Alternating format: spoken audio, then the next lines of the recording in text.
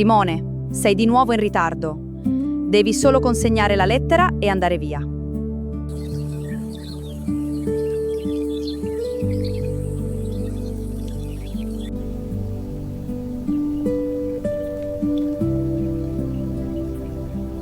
Per loro questa lettera è il confronto con il mondo.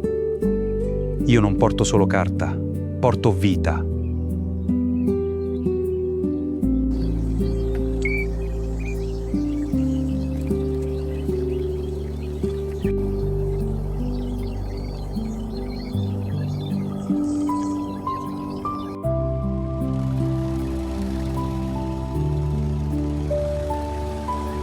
La vera efficienza non si misura con il tempo, ma con l'amore che lasciamo lungo la strada.